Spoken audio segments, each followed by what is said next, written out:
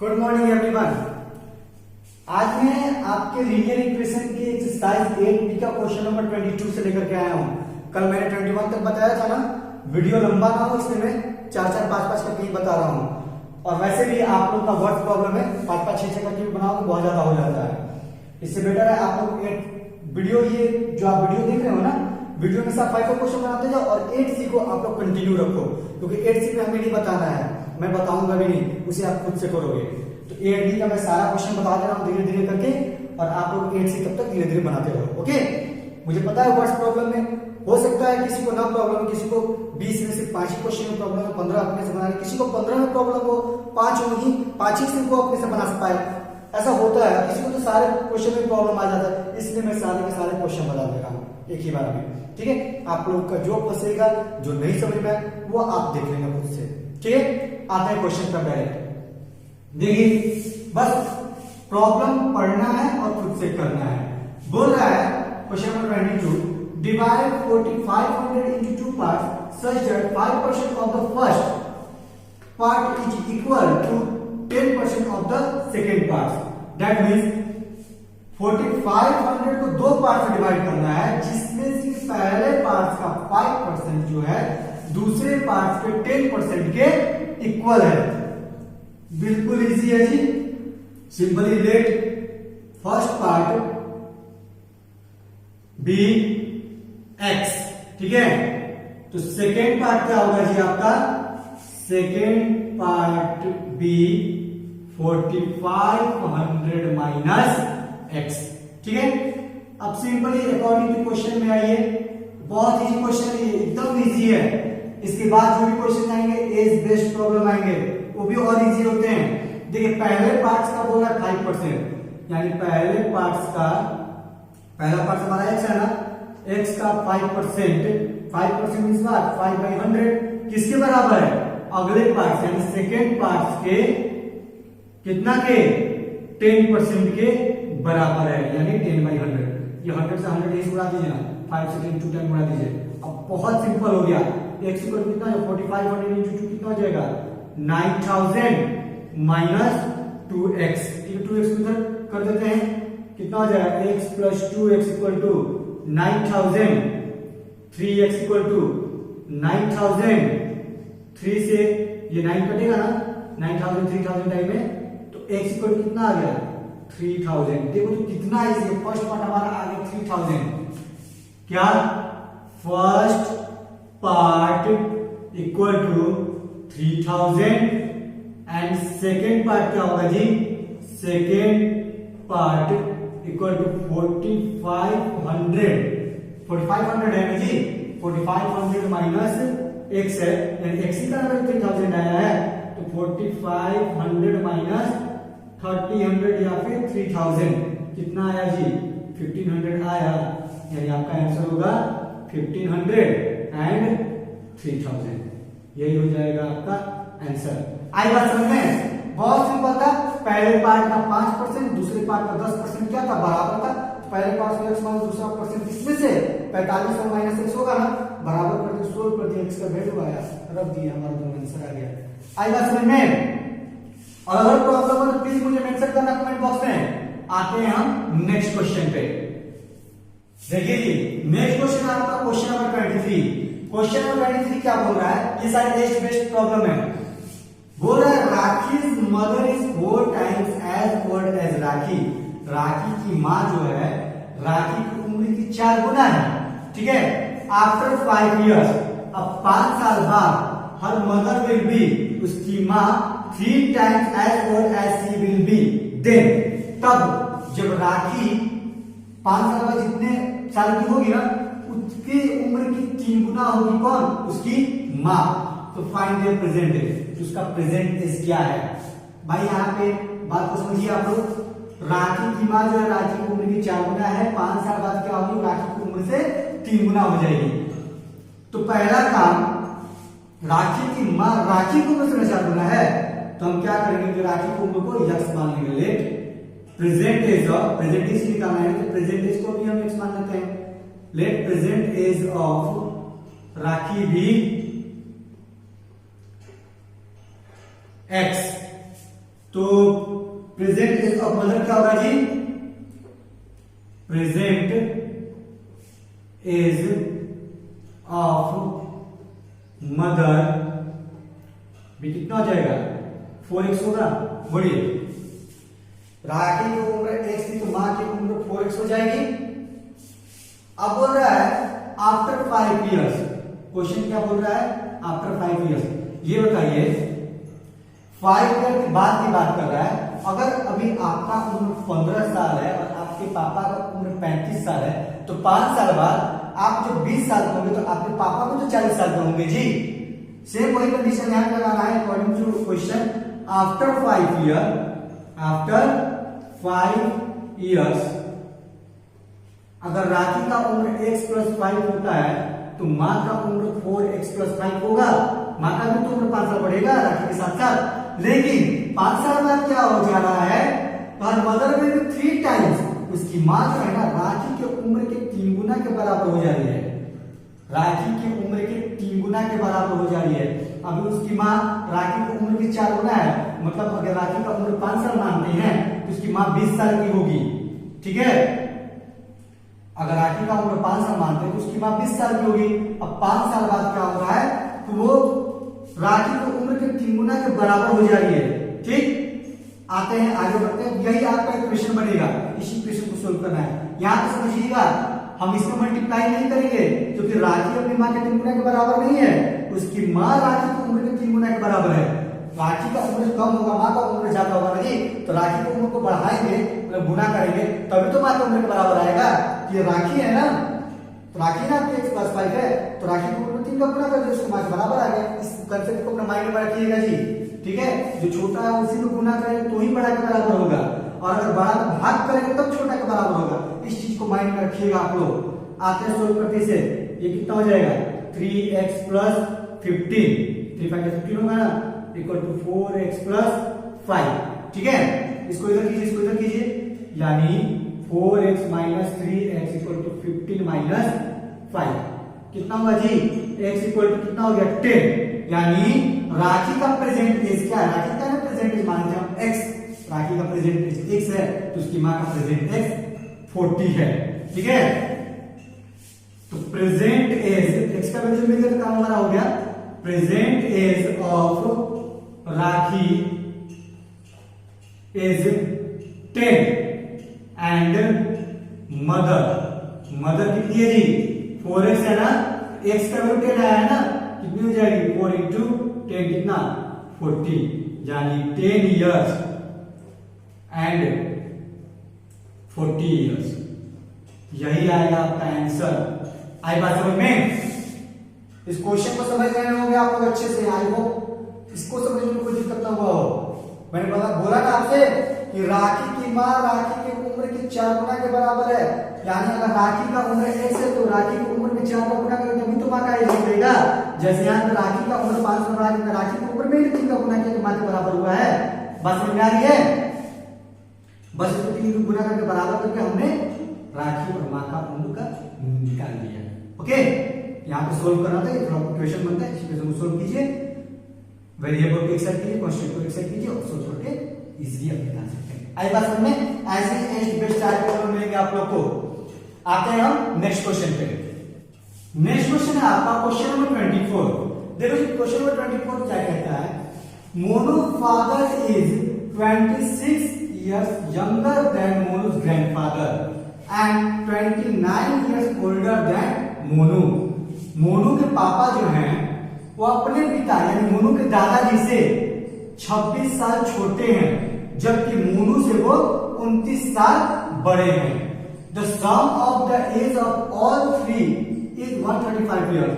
अगर तीनों के उम्र का योग यानी तीनों के एज को जब जोड़ते हैं 135 years होता है, तो what is the age of each one of them? तो उन तीनों में से तीनों का उम्र क्या है?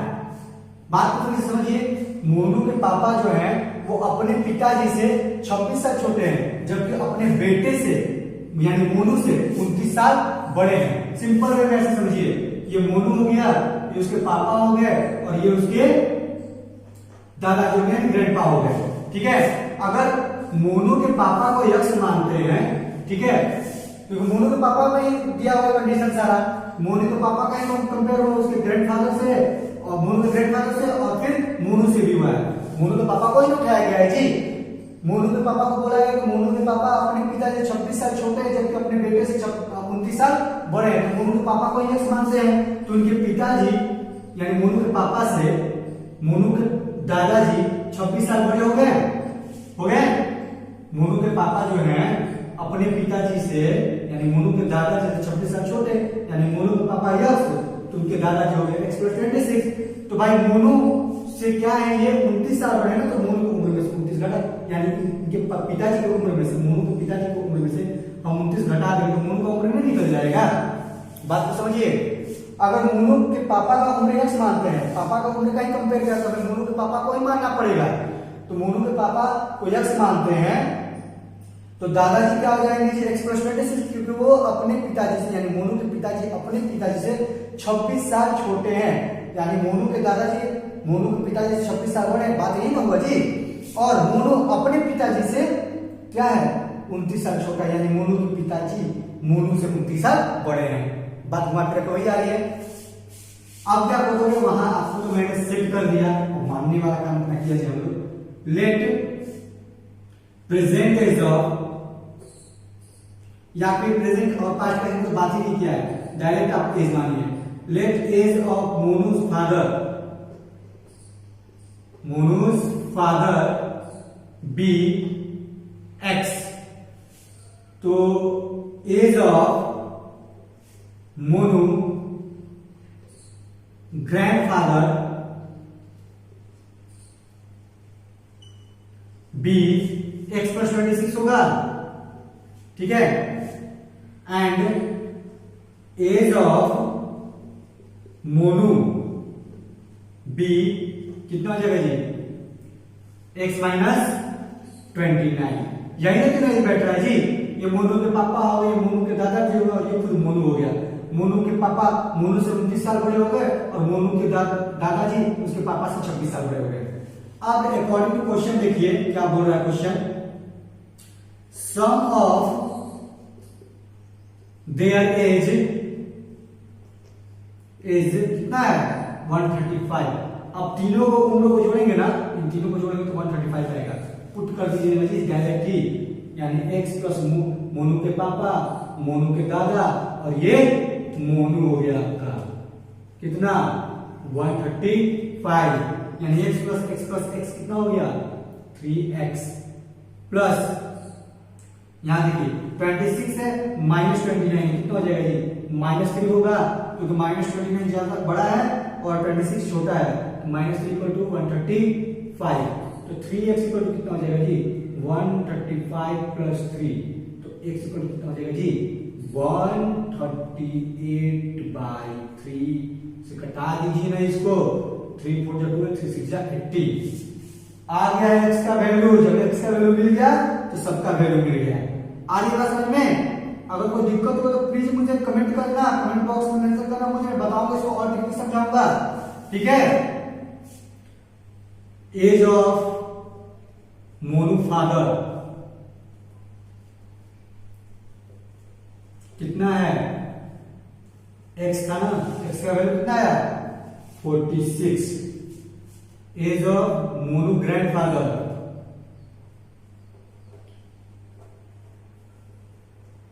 कितना है जी, देखिए x+26 यानी 46 + 26 कितना हो जाएगा, यही ना होगा 72। और एज ऑफ मोनू कितना होगा x माइनस कितना है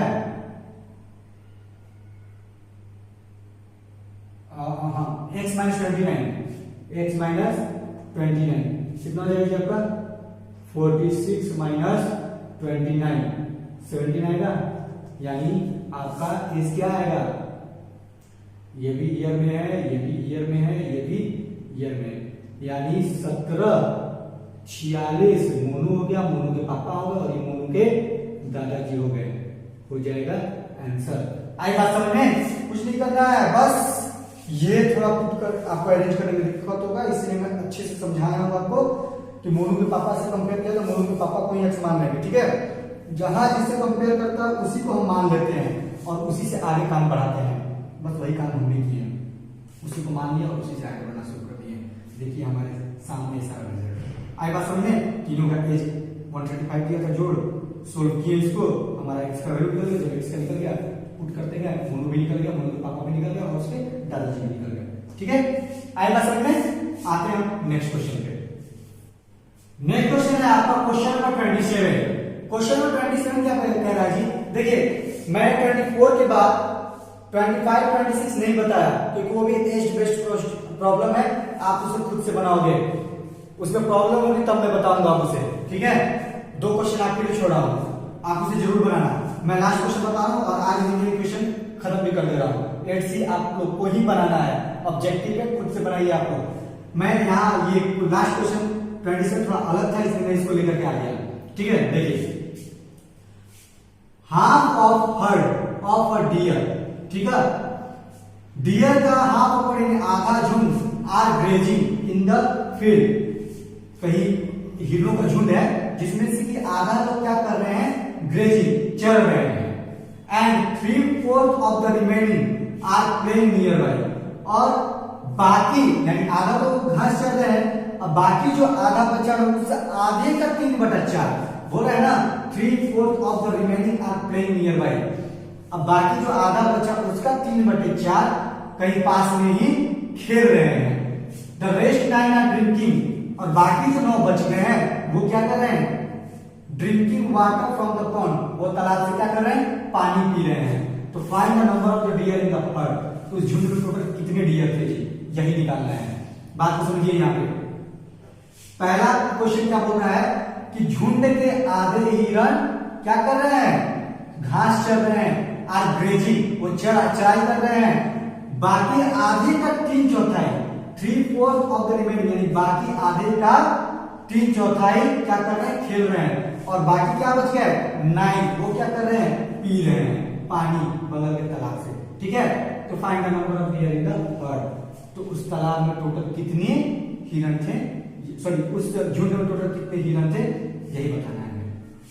पहला काम आपका let total number of deer in herd be x, ठीक है। तो number of grazing deer, number of grazing deer कितना दिया जाता है, half of deer are grazing, यानी टोटल का आधा, तो टोटल का आधा मतलब x × 1/2, ये क्या कर रहे हैं, चराई कर रहे हैं, ठीक है।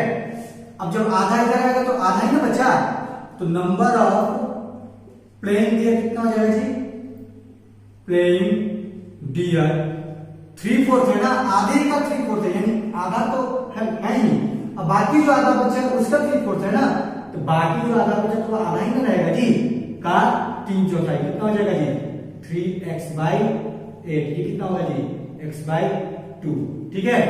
अब क्या बोल रहा है कि नंबर ऑफ क्या आर ड्रिंकिंग, यानी ड्रिंकिंग वाटर डियर, जो हिरण पानी पी रहे हैं वो कितने हैं, 6, ठीक है। यानी टोटल के आधा खेल रहे हैं, अब जो आधा है उसका 3/4 क्या कर रहे हैं, सॉरी टोटल के आधा घास चल रहे हैं, बाकी जो आधा बचा उसके 3/4 क्या कर रहे हैं, खेल रहे हैं, और बाकी जो 6 बच गया वो नंबर में दे दिया, वो क्या कर रहे हैं, पानी पी रहे हैं। तो टोटल नंबर तो आपका x है, इस टोटल को जब जोड़ेंगे तो हमारा x आएगा, बोलिए। देन क्या कीजिएगा जी, x/2 + 3x/8 + 6 = x, यही ना होगा। सॉल्व कीजिए इसको, 2 और 4 का एलसीएम कितना होगा, सॉरी 2 और 8 का 8 होगा, 2 4 जा 8 तो 4x हो गया, प्लस 8 1 जा 8 तो 3x हुआ, प्लस 1 8 जा 8 तो 48 हुआ, = x, ठीक ना। यहां तो समझ में आया सबको। अब आगे देखिए 7x प्लस 48 इक्वल टू हो जाएगा x इंटू 8। उधर जाके इसका मल्टीप्लाई होगा ना, ये हो जाएगा आपका 7x प्लस 48 इक्वल टू हो जाएगा आपका 8x, यानी इसको उधर भेज देते हैं तो 8x minus 7x equal to 48। तो x इक्वल टू क्या हो जाएगा जी आपका 48, यानी उस यूनिट में टोटल कितने डियर थे 48 डियर थे। यही ना इसका वैल्यू निकालना था जी, आंसर आ गया। बात समझ में आई? एक बार फिर से समझा देता हूं। Half of herd of dear, हिरणों के झुंड का आधा क्या कर रहा है, चल रहा है। 3/4 of the remaining are playing, 3/4 of the remaining, यानी रिमेनिंग मतलब क्या, रिमेनिंग यहाँ पर लगा दिया, यानी आधा तो इधर आ गया, तो आधे में का 3/4। जब हम एक में से आधा निकाले तो आधा ही ना बचा जी, तो अब आधे में का 3/4, तो आधा यही था ना, यही आधा जो बचा हुआ था उसका 3/4 क्या कर रहा है, खेल रहा है। और जो पानी पी रहा है उसका नंबर नहीं दिया है 6। अब तीनों को जब जोड़ेंगे तो टोटल ही ना बनेगा x। सोल्व कीजिए उसको, सोल्व किए हम, वेरिएबल एक साइड कांस्टेंट एक साइड, x का वैल्यू निकल गया। उस झुंड में टोटल 48 डियर है। अगर नहीं समझ में आती है तो प्लीज आप मुझे कमेंट बॉक्स में कमेंट करें, मुझे पर्सनली व्हाट्सएप करें, मुझे कॉल करें कि सर ये क्वेश्चन नहीं समझ में आया, आप उसको एक बार फिर से बता दीजिए, मैं जरूर बताऊंगा जी। यही नहीं, अगर आपका खुद का पर्सनल प्रॉब्लम भी है ना किसी और एक्सरसाइज से भी, मैं सिर्फ आपके प्रॉब्लम पे ही एक वीडियो लेकर के आ जाऊंगा। सबका कलेक्ट करके 3-4 क्वेश्चन हो जाएंगे, मैं उन सब पे सब क्वेश्चन को कलेक्ट करके एक ही बार में सारा वीडियो बना कर दे दूंगा कि आपके प्रॉब्लम का ये सोल्यूशन है। लेकिन आज तक मेरे पास एक भी ऐसे कमेंट नहीं आए जिससे कि मैं आप लोग, जिसमें कि आप मुझे क्वेश्चन दे कि सर ये क्वेश्चन प्लीज बता दीजिए, ये क्वेश्चन नहीं बन पा रहा है, ऐसा एक भी मेरे पास वीडियो ये कमेंट नहीं आया, एक भी नहीं। एक भी आता तो मैं बोलता कि एक बच्चे ने लिया था जिसका ये क्वेश्चन है, मैं बता रहा हूं। जैसे फर्स्ट टाइम किसी ने बोला कि सर ये एक्सरसाइज लेकर के आइए, आप एक्सरसाइज लेकर, मैं एक्सरसाइज में बताना शुरू कर दिया। आप देखो नहीं समझ में आता है, खुद से भी बनाने का ट्राई करो, घर बैठे हो, पूरा टाइम आपके साथ है। बाकी सब्जेक्ट तो मुझे लगता है कि आप छू भी नहीं रहे होंगे। एक मैथ्स है जो आप घर पे इजीली इधर उधर देख करके कहीं ना कहीं से हेल्प करके बना लेते हो। मेरा रिक्वेस्ट है आप लोग से, प्लीज आप घर पे तैयारी करते रहो। जिस दिन ये खत्म हुआ ना लॉकडाउन वगैरह वगैरह और ये वायरस अचानक से चला गया, सब बेकार हो जाएगा, सारी मस्ती निकल जाएगी, एक ही बार बर्डन आ जाएगा सबके ऊपर, ठीक है। तो प्लीज आप वीडियो को, मेरे वीडियो को ज्यादा से ज्यादा शेयर कीजिए ताकि मेरे वीडियो के सब्सक्राइबर, मेरे वीडियो के लाइक्स बढ़े। And keep watching, thank you, have a nice day and please be safe.